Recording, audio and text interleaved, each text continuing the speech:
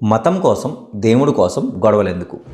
అసలు అన్ని మతాలు సమానమేనా? ప్రతి మనిషి దగ్గర వాళ్ళ సొంత అభిప్రాయం బట్టి దీని జవాబు ఉంటుంది.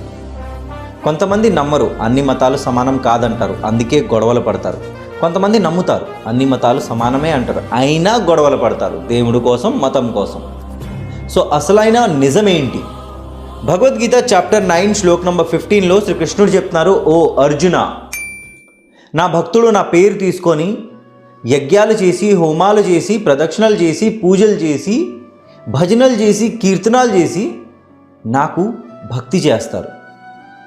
వాళ్ళు నన్ను ఏ రూపంలో నమ్ముతారో, ఏ రూపంలో నన్ను చూడాలనుకుంటారో వాళ్ళకి నేను అదే రూపంలో కనిపిస్తాను.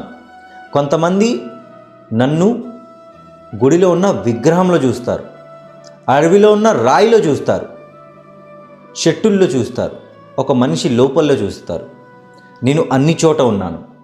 కొంతమంది నా నిజమైన స్వరూపంని పూజిస్తారు, నేను వాళ్ళకి అలాగే కనిపిస్తాను.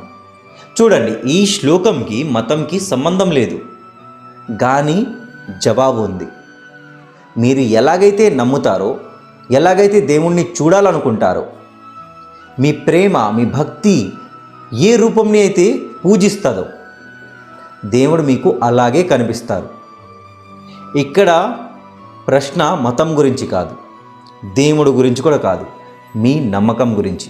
మీరు దేవుణ్ణి ఎలాగ చూడాలనుకుంటారో దాని గురించి, మీరు దేవుడి కోసం ఎలాగ భక్తి చేయాలనుకుంటారో దాని గురించి.